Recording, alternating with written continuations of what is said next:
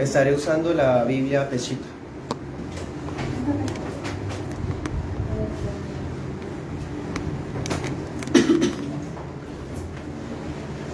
Yo leo uno y ustedes luego leen el otro. Éxodo 19. Dice: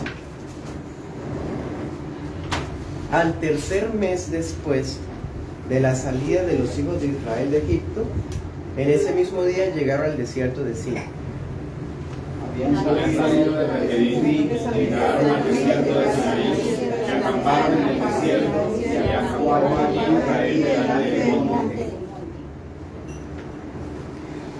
Entonces subió Moisés hacia Dios, y Dios lo llamó desde el monte, diciendo: así dirás a la casa de Jacob, y anunciarás a los hijos de Israel. Ustedes han visto lo que hice a los egipcios y cómo se hizo de alas de águila. Ahora, si escuchan atentamente mi voz y observan mi pacto, serán mis amados sobre todos los pueblos de la tierra, porque mía es la tierra. Ustedes serán para mí un reino de sacerdotes y gente santa. Estas son las palabras que dirás a los hijos de Israel. Después regresó Moisés y, convocando a los ancianos del pueblo, expuso ante ellos todas estas palabras que Yahvé le había ordenado. Y todo el pueblo respondió a uno y dijo: todo lo que Jehová ha dicho haremos. Y Moisés refirió a Jehová las palabras del pueblo.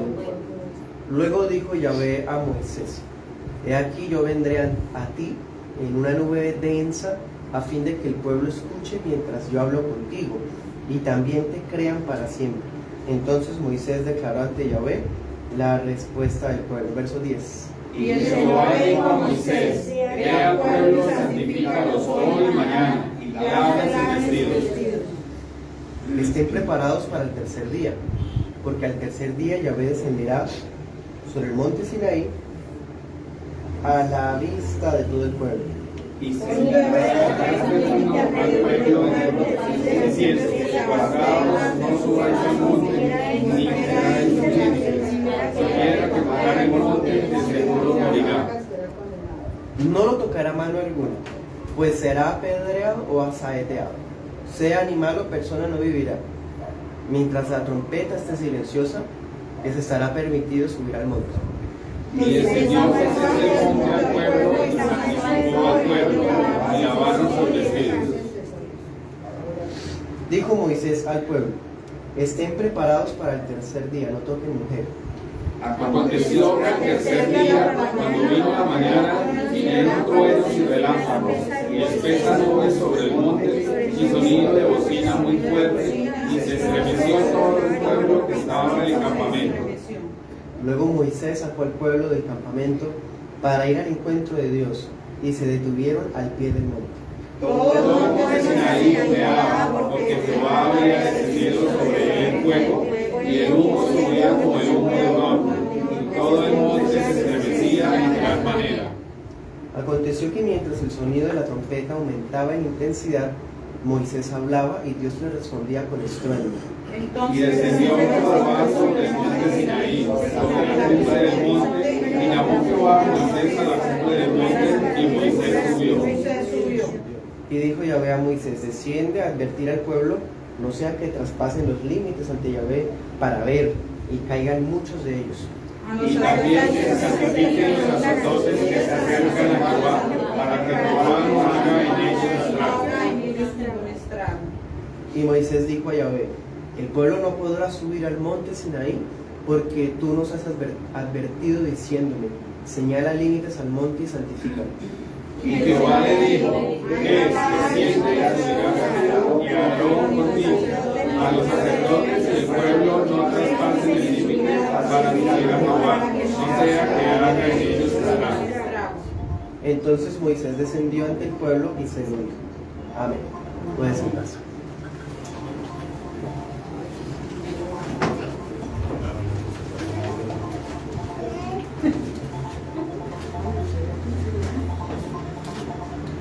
Bueno, hermanos, seguimos con nuestra serie del libro de Éxodo.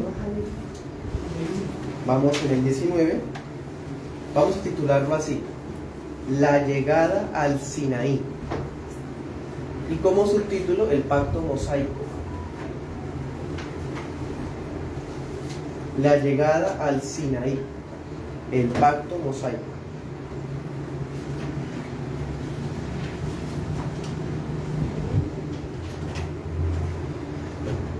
Bueno, Israel ha llegado a Horeb. ¿Se acuerdan? El mismo lugar donde Moisés había pastoreado las ovejitas y se había encontrado con la zarza ardiente. ¿Se acuerdan? Por allá en Éxodo 3 Dios le había dicho: una señal de que yo te he llamado es que tú vas a traer al pueblo a adorar acá. Esas palabras se están cumpliendo acá en Éxodo 19. Ya la multitud llegó a Horeb. En este capítulo vamos a ver 2 puntos, del 1 al 13. Primer punto, vamos a ver la preparación para el encuentro. Vamos a ver cómo el pueblo de Israel recibió instrucciones para ellos a su vez recibir al Señor. Ellos iban a aprender cómo iban a adorar a Dios. Acuérdense también en Éxodo 10, cuando Moisés habló con el faraón. ¿Se acuerdan que Moisés dijo que no sabemos cómo vamos a adorar? O sea, ya pronto van a saber la manera que Dios pide que se le adore. Y el segundo punto, vamos a ir desde el 14 hasta el 25 y vamos a ver la solemne confirmación. Ahí vamos a ver cómo el pueblo es tratado como una nación independiente bajo el pacto de Dios. ¿Listos? Comencemos. Primer punto: preparación para el encuentro. Versículo 1. Al tercer mes después, el día que los israelitas cumplieron 3 meses después del éxodo, cuando salieron de Egipto y pasaron el Mar Rojo, ese día llegaron, o ese mes más bien, llegaron al desierto de Sinaí. ¿Por qué decimos mes? Porque en ninguna parte, ni siquiera en el hebreo, se puede saber cuál día con exactitud era. No es posible ubicarlo en el día 5, que en el día, con tal de encajarlo con alguna fiesta judía. Hay algunos movimientos que les encanta como ubicar fiestas judías en ciertas cosas importantes para darles más importancia y insistir que se deben celebrar todavía. Pero no es la intención del Espíritu Santo eso. Solamente nos está registrando que ya han pasado 3 meses y están ahorita en el monte Sinaí, al desierto de Sinaí. Pues. Versículo 2. Cuando llegaron ahí, acamparon frente al monte. Bueno,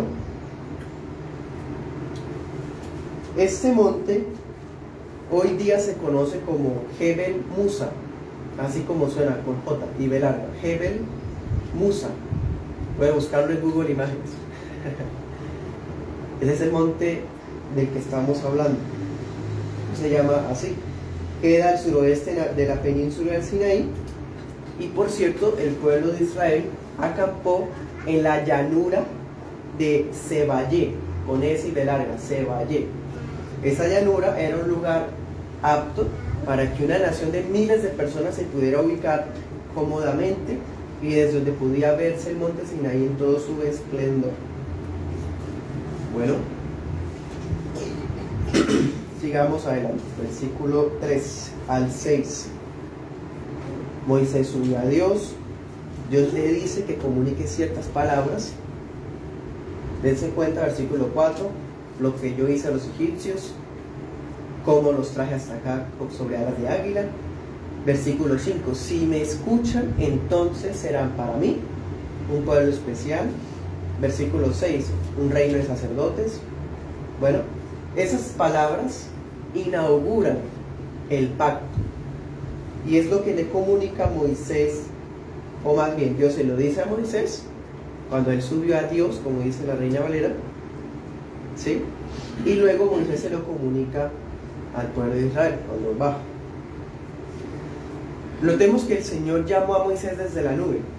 Al parecer la nube que los acompañaba se posó, o por lo menos gran parte de la nube, dice que era densa, sobre el monte Sinaí. Entonces, el Señor está recordando primero cómo los defendió de los egipcios. Para nosotros esa expresión llega a ser un poco popular, porque ¿quién no sabe que Israel salió de Egipto? Pero es que en ese entonces, acuérdense que los egipcios eran la potencia más grande, era un territorio muy poderoso, en todo sentido, militar, científico, arquitectónico, bueno, todo. Entonces decir que Dios los defendió de ellos es como, bueno, ¿con qué lo compararíamos a los tiempos de hoy? Un Estados Unidos, un Rusia, ¿sí? Un pueblo miserable, pequeñito, pobre, esclavos, que Dios viene y los liberta a esos imperios. Bueno, y dice que los trae sobre alas de águila. Esa expresión es muy dulce, muy tierna. Si quieren anoten ese texto que les va a explicar mejor. Deuteronomio 32:11. En ese versículo se explica más la expresión de alas de águila. Resulta que las águilas sabemos que son animales de cierta manera de carroño, cazadores, pero son animales muy tiernos con sus crías. Siempre están pendientes de los huevitos, hasta les enseñan a volar. Son animales muy inteligentes con sus polluelos. Entonces Dios está diciendo, los traje sobre alas de águila. Está queriendo decir, yo por ustedes los defiendo como a capa y espada, diríamos en Colombia, de los demás, pero a ustedes los trato como mis polluelos. ¿Se dan cuenta? Es muy hermoso. Y a propósito, hace eco de algo que Dios ya había dicho en Éxodo 6:6. Si quieren, miremos, nos dice, en ese momento Dios le dijo a Moisés, di a los hijos de Israel, yo soy Yahvé su Dios. Yo los sacaré de la opresión de los egipcios y los libraré de su servidumbre. Los rescataré mediante la fuerza, con brazo alzado y con grandes juicios. Los tomaré como pueblo mío y yo seré su Dios. Entonces ustedes sabrán que yo soy Yahvé su Dios, que los saca de la opresión de los egipcios. Los llevaré a la tierra por la cual alcé mi mano en juramento de que la entregaría a Abraham, a Isaac y a Jacob, y se las daré por heredad. Yo, Yahvé. Él cumplió esa promesa. Los rescató con un brazo fuerte y los está trayendo hacia la tierra prometida él personalmente para tomarlos como pueblo suyo. En este capítulo es como si Israel se convirtiera oficialmente en el pueblo de Dios. Bueno, ahora, entre las palabras, volviendo al texto, entre las palabras que destacábamos, vemos que Dios no solamente dice lo que Él ha hecho y cumplido, sino que también dice los beneficios de entrar en una relación de pacto con Él. ¿Cuáles son esos? Que si obedecían los términos del pacto, ellos serían un tesoro especial para Dios, sobre todos los pueblos de la tierra, y serían un reino de sacerdotes, una nación santa.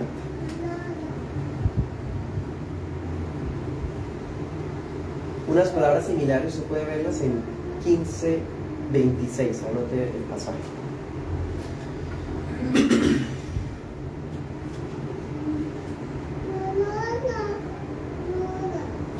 La expresión esa que dice tesoro especial era una manera de describir un rey al tesoro suyo, sus tesoros de oro, de plata, su tesoro privado, ¿sí? Como es decir hoy las arcas de oro. Bueno, es una expresión muy bonita. Y por otro lado, reyes y sacerdotes, esas fueron las posiciones que perdieron Adán y Eva por la caída en Edén.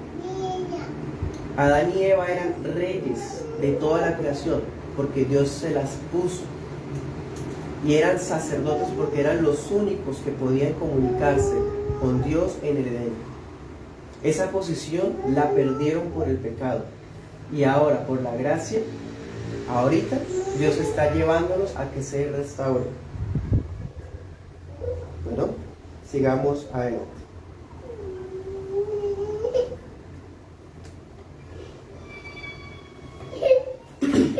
Bueno,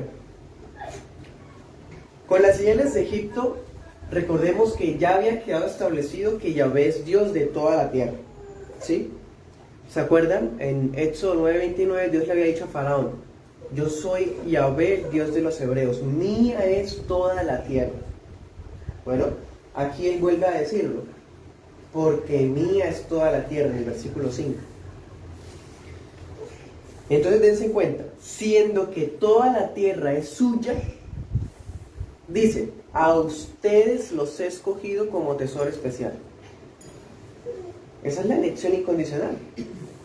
Ahí vemos la soberana gracia de Dios, que escoge de entre una totalidad un remanente. Siendo todo el mundo de Él no escoge a todo el mundo, sino que en este momento, por ejemplo, escogió solamente a Israel. Bueno, distinguió a los israelitas de los egipcios con el fin de liberarlos y mantener el juramento a sus antepasados. Ahora, por otro lado, el hecho de que los haya llevado como un águila también nos enseña otra cosa: que Dios no solamente los redimió, sino que también los adoptó. O sea, no los está tratando como esclavos que ahora los compró, aunque sí es cierto, sino que también los está tratando como hijos, que los está llevando a su herencia, a darle su herencia. Bueno, entre todas las familias del mundo, Él, ese es el Dios creador, sustentador de todos los seres humanos, que muestra su soberana elección de mera gracia. Algunas personas aseguran que el pacto de Moisés, el pacto mosaico, no es un pacto de gracia, sino que es un pacto de obras. Personalmente, puedo ver la gracia en esto. Es un pueblo que no lo vale. Humanamente hablando, no vale ser rescatado. Hemos visto que ha fallado las 3 pruebas que ha tenido. Pero Dios de todas formas les sigue extendiendo su favor, les dice que los adopta, que los hace reyes y sacerdotes, en fin. Eso es gracia. Ahí vemos la gracia de Dios. Bueno, otra cosa, no hay muchos detalles de esta expresión. Reyes y sacerdotes. Recuerda algo que Dios le había dicho a Abraham en Génesis 12:3. En tu descendencia serán benditas todas las familias de la tierra. Israel, a partir de aquí, se iba a convertir en los reyes y sacerdotes para todo el mundo. Se supone que ellos iban a enseñarle a todo el mundo acerca del Dios que se les había revelado a ellos. Se supone. Pero sabemos que el pueblo se volvió egoísta y al fin nunca lo hizo. Versículo 7. Moisés regresó y convocó a los ancianos del pueblo. Bueno, o sea, se lo transmitió al pueblo, pero a través de los ancianos. No había oportunidad de pronto de reunir a las 2 millones de personas y ir casa por casa, no. Se toman los ancianos como representantes de cada familia, ¿sí? Ahora, hermanos, ¿cómo sabemos que estamos frente a un pacto? Porque todo lo que se está hablando acá es en términos de pacto. La Biblia trata de pactos, no de dispensaciones o épocas, de pactos. Por ejemplo, en la antigüedad, un emperador conquistador, cuando tomaba reinos más pequeños, él seguía siendo el emperador y los demás vasallos.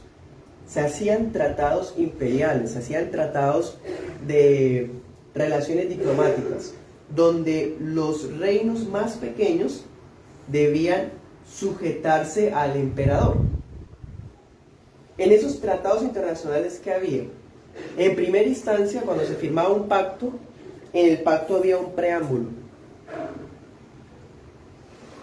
El preámbulo es donde se resumían los hechos gloriosos del soberano. Aquí lo vemos. ¿Cuál era el preámbulo de esto? Ustedes vieron lo que yo hice a los egipcios. ¿Cómo los tomé a ustedes? ¿Sí? Ese es el preámbulo de un pacto. Luego, ¿qué había en un pacto? Las bendiciones que se obtenían si el pueblo vasallo mantenía lealtad al emperador. Versículo 5. Si escuchan atentamente mi voz, entonces ustedes, ¿ven? Estos son términos de pacto.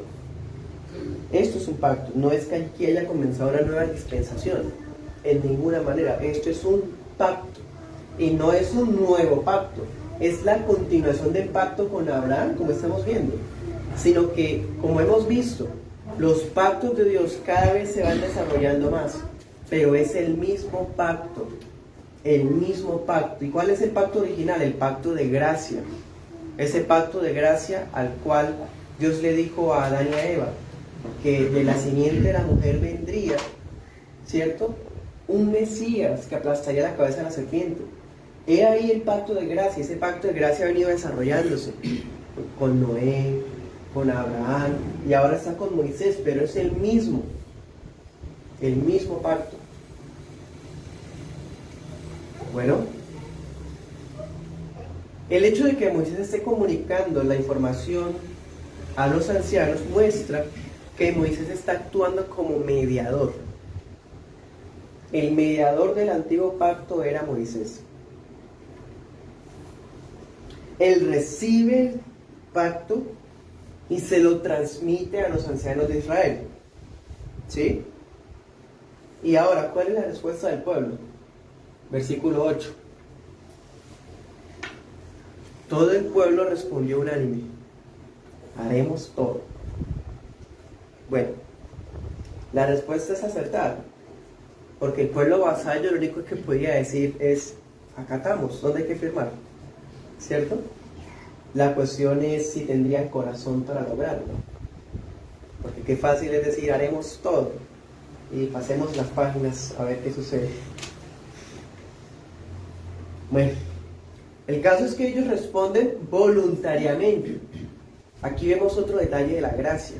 Miren todo lo que Dios ha hecho y les coloca la posibilidad de decir sí o sí no, imagínense. Esto de ninguna manera sirve para sustentar el libre albedrío. Aquí lo que sirve es para sustentar el pacto. La idea principal es pacto. En un pacto, y más un pacto de gracia como este,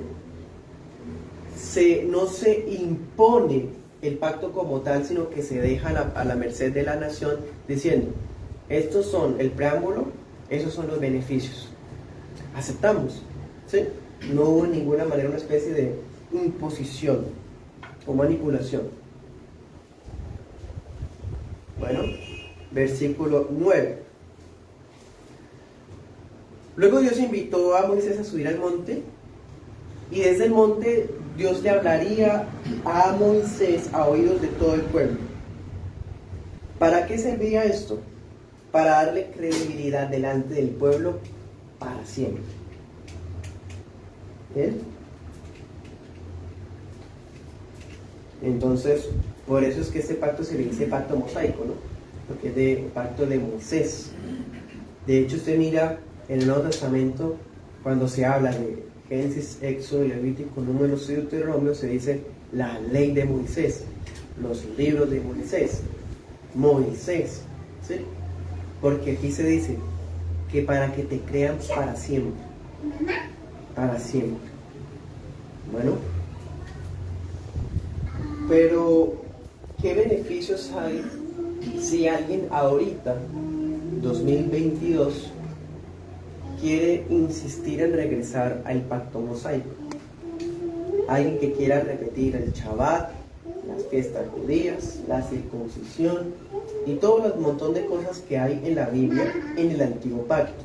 Miremos Gálatas 4:24.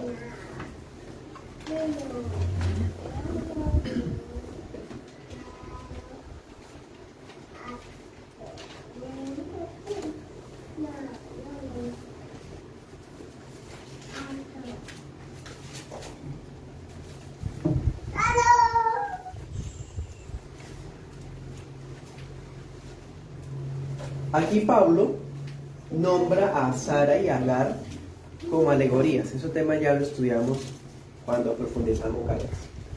Gálatas 4:24. Dice: hay en estas cosas una alegoría de los dos pactos. Uno procede del monte Sinaí, que engendra para esclavitud, el cual es Agar. Acuérdense que Abraham tenía una mujer concubina que era Agar, y con ella tuvieron a Ismael. Ellos siguieron siendo esclavos y fueron expulsados. En cambio, Sara era la esposa legítima y Isaac era el hijo de la promesa. Entonces Pablo está diciendo: los que siguen en el pacto mosaico son como esa Agar y ese Ismael, que siguen estando bajo esclavitud. En cambio, los que se hacen bajo el nuevo pacto, que es en Cristo, son los hijos de la promesa, así como Sara y Sara. ¿Ven? Sigamos, dice: porque Agar es el monte Sinaí en Arabia. Eso es bastante, incluso ofensivo, comparar a Agar, una egipcia incircuncisa, con el monte santo, el monte Horeb.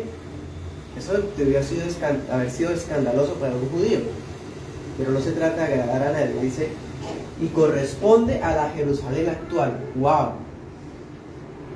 Compara la Jerusalén actual con el monte Sinaí, con Arabia, con Agar, con esclavitud. Y se puede creer que hay muchas congregaciones que pagarían millones por tal de ir a la Jerusalén actual, la que produce hijos de esclavitud. Versículo 26. Pero la Jerusalén de arriba, la del nuevo pacto, ella es que nuestra madre, la Jerusalén de arriba, porque ella es libre, como Sara era libre. Bueno, ese tema ya lo estudiamos, lo profundizamos.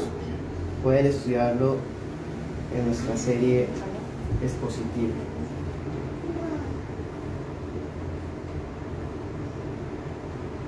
Bueno, sigamos. Evidentemente, hermanos, no voy a alcanzar a cubrir todo el 19, no lo logré.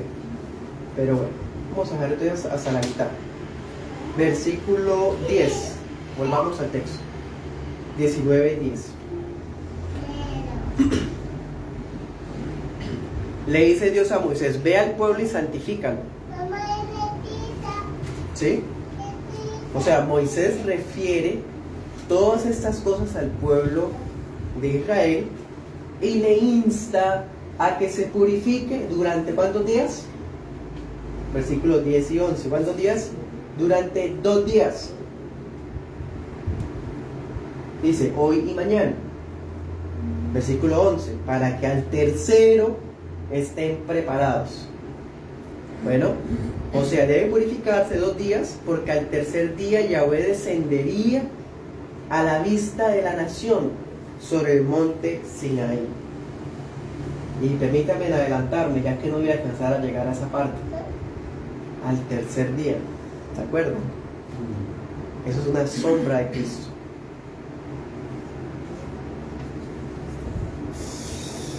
Versículos 12 y 13. Durante esos 2 días, mientras el pueblo se estaba limpiando, purificando, aquí estamos hablando en términos rituales, no de hacer un aseo general en las carpas, sino algo ritual. Moisés debía delimitar el monte. Es probable que haya hecho alguna especie de muros pequeños o límites visibles alrededor del monte, para que nadie del pueblo se acercara imprudentemente. En Éxodo 3:5, cuando Moisés estaba frente a la zarza ardiendo, ¿qué le dijo Dios? No te acerques, quítate el calzado de los pies, porque el lugar en el que estás es santo. Lo que vivió Moisés en Éxodo 3, miren cuántas veces he hecho referencia a Éxodo 3 en esta mañana. Ahora lo está viviendo toda la nación. La nación debía ponérsele límites para que nadie fuera a asomarse a ver a Dios. Es más, se colocan límites muy explícitos y una amenaza. Si alguien se atrevía tan solo a tocar los límites señalados, debía dársele muerte. Fuera a apedreadas o fuera con saeta, una lanza o con flechas. Así fuera un animal que estuviera pastando, una vaca, por ejemplo, y de repente llegó al límite, tenía que ser muerta. Y mientras tanto, una bocina iba a sonar. Y cuando esa bocina sonara, el pueblo debía congregarse alrededor del monte, teniendo en cuenta los límites. ¿Sí? Todo eso es una preparación. Moisés les está contando lo que va a pasar al tercer día. ¿Sí? No es que la bocina ya esté sonando, ya la nube esté ahí botando rayos y centellas, todavía no. Eso va a ocurrir al tercer día. Hoy vimos la preparación. Ellos se están preparando porque van a tener un encuentro con su soberano libertador, con su Salvador. Y ese Salvador va a convertirse oficialmente en su Rey y Señor. Por eso ven el protocolo casi como un recibimiento. Bueno, es un recibimiento al Rey de Reyes. ¿Por qué hay advertencias y amenazas tan fuertes? Precisamente para destacar la majestad del emperador, del Rey de Reyes que está ahí. No se puede tomar a la ligera o deportivamente. Entonces, no, pues pasado mañana viene, listo, bueno, comamos y bebamos, y en 3 días pues lo recibimos. No, hermanos, requiere preparación, santificación, ¿cierto? Bueno, a propósito, en Génesis 35, Jacob, cuando regresaba de estar con Labán e iba de regreso a la tierra de Canaán, iban llegando a Betel. Jacob le dijo a su familia: boten todos los ídolos que tengan, límpiense sus vestiduras, porque vamos a encontrarnos con Dios. Ahora eso mismo está viendo aquí el pueblo. Se van a encontrar con Dios, tienen que purificarse al máximo. ¿Qué hay de ídolos en sus vidas? ¿Qué hay de inmundo en sus vidas? ¿Qué hay de sucio en sus vidas? Para que cuando llegue Dios, su santidad no los fulmine. La santidad de Dios es aterradora, no es algo con que se pueda jugar. Ni siquiera las estrellas con su brillo se comparan a la pureza de Dios. Así que lo mínimo que podía hacer este pueblo era purificarse para ese recibimiento. Bueno, vamos a dejar hasta acá. Llegamos hasta el versículo 13, no alcanzamos lo demás. Lo dejamos para otra semana si Dios nos da vida. ¿Tiene alguna pregunta de lo que hemos visto hasta ahora? Cuando usted dijo Jebel Musa, es como actualmente se conoce el monte Oreb. Monte Sinaí. Se dice que Oreb es la región, es el nombre que tiene la región. Una región que pues, con exactitud no se sabe delimitar. El caso es que esa región es Oreb. Aunque la Biblia a veces intercambia Sinaí, Oreb, ¿sí? Pero está Oreb, la región, y el pico es el Sinaí, que ahorita se le llama Jebel Musa. Y uno ve esas imágenes y ese monte es imponente. Es imponente. Sí, encaja en la descripción. Los judíos actuales tienen, digamos, como idolatría con ese monte, ¿no? No, pero sí hay conventos católicos romanos allá. Y hay algunas tribus árabes también cerca. Es más, el nombre Jebel Musa es árabe. O sea, es un lugar muy especial para musulmanes, para judíos también, pero es que el judío como religión no tiene ese poder que sí tienen los musulmanes o Roma, por ejemplo.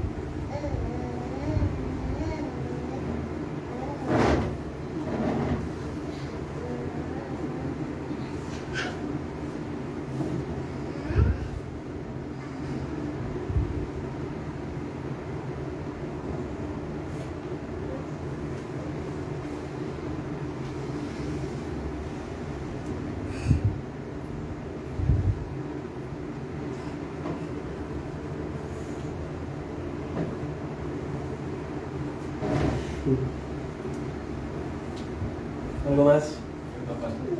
Comentaros que en este encuentro es la inauguración, porque no digamos se supone que de Adán el pacto, porque en ese momento no. Buena pregunta, hermano. Hay un pacto desde Adán. Este pacto requiere una especie de inauguración porque de forma oficial Dios escoge a una nación de entre todas para distinguirla de todas. ¿A través de qué?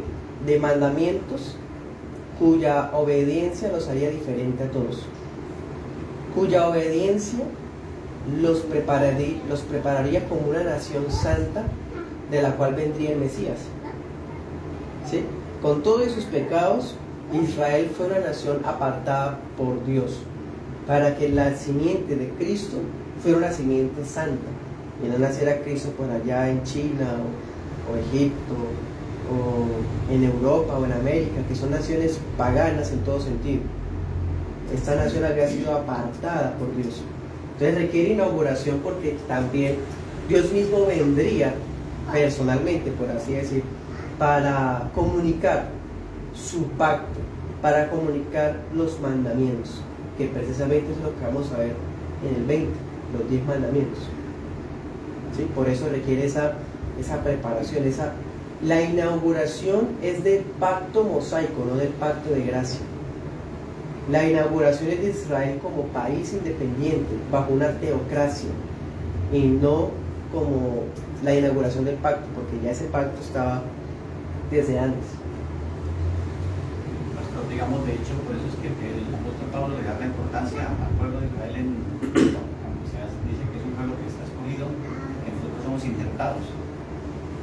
Sí, señor. Relevante, digamos, que el primer pacto, digamos, como el pacto original fue con Israel. Sí, señor. El pacto original, más bien que con Israel, fue con Abraham, porque Israel es el resultado del pacto con Abraham.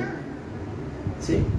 Entonces Israel es diferente precisamente porque de entre los hijos de Abraham tuvo muchos hijos, de entre esos hijos Dios escoge solo a Jacob y de Jacob escoge a sus descendientes. ¿Sí? Entonces se trata de Israel como la vid, como nación santa, como pueblo escogido, es por ese apartamiento que Dios le dio, pasando por alto a todos los demás, como aún todavía sigue haciendo.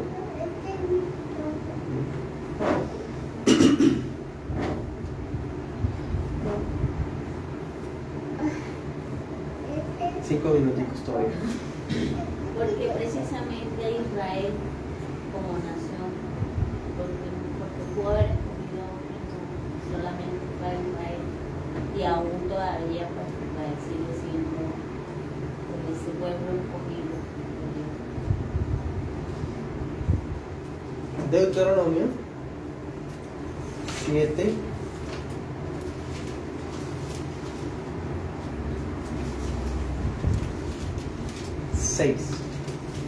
Léalo en voz alta, hermanita.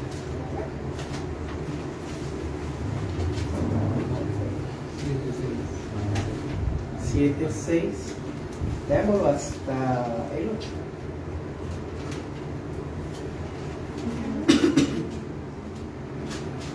¿Vale? porque tú eres el pueblo santo para Jehová tu Dios.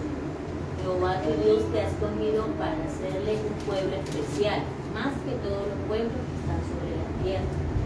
No por ser vosotros más que todos los pueblos, os ha querido Jehová y os ha escogido, pues vosotros erais el más insignificante de todos los pueblos, sino por cuanto Jehová os amó y quiso guardar el juramento que juró a vuestros padres, os ha sacado Jehová con mano poderosa y os ha rescatado de servidumbre de la mano de Faraón, rey de Egipto. ¿Ven? Dense cuenta, ¿qué es eso? Gracia. Gracia.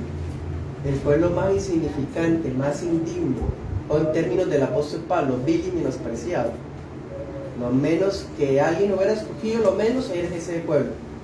Preferiblemente Edom, que eran gente más sabia, más guerrera. Preferiblemente, no sé, los amalecitas. Bueno, tantas tribus que había descendientes de Abraham. Pero no, Dios quiso escoger a Israel. ¿Por qué? Porque los amó. Eso es elección incondicional. O sea, no es porque Dios supiera que ellos iban a obedecer, que ya sabemos que es ese pueblo de obediencia. O no es porque ese pueblo iba a ser un pueblo de fe, porque de fe, es más, por no tener fe fue que se murieron en el desierto la mayoría. No es porque Dios sabía que ellos lo iban a aceptar, porque vamos a ver que se iban a entregar a la idolatría por siglos. Por gracia, porque los amó. El amor de Dios se basa no en las obras de nadie, ni en el futuro de nadie, se basa en el corazón de Dios, solamente de Dios, porque Él los amó. Y porque los amó, los apartó de entre todos. Igual que nosotros. Amén. Y era el pueblo más pequeñito. Y era el más pequeñito. Pero no fue una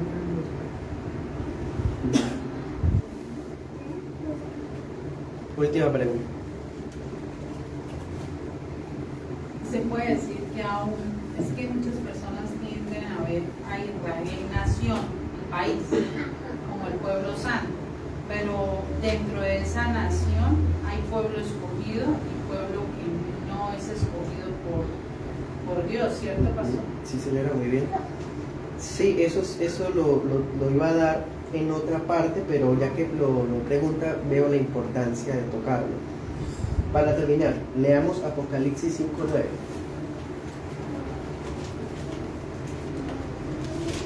Dios toma a Israel como una nación diferente a las demás, pero todo el mundo sabe que no todos los israelitas fueron salvos. Los hechos hablan por sí solos. Además, démonos cuenta que ese trato especial que le dio Dios a ese pueblo, ahorita Dios lo sigue dando a su pueblo. Dios lo ha cambiado de pueblo. Sigue habiendo un pueblo. Y mira como dice 5:9.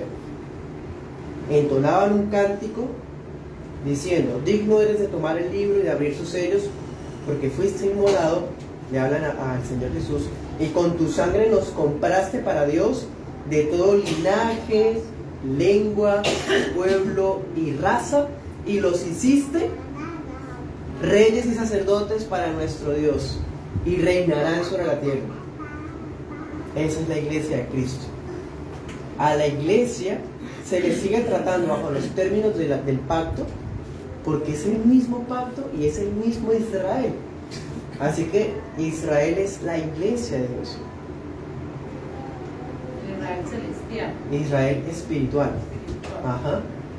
Entonces, porque a la iglesia se le trata como reyes y sacerdotes, como nación santa, como pueblo adquirido por Dios, igual que como se trató a Israel antes.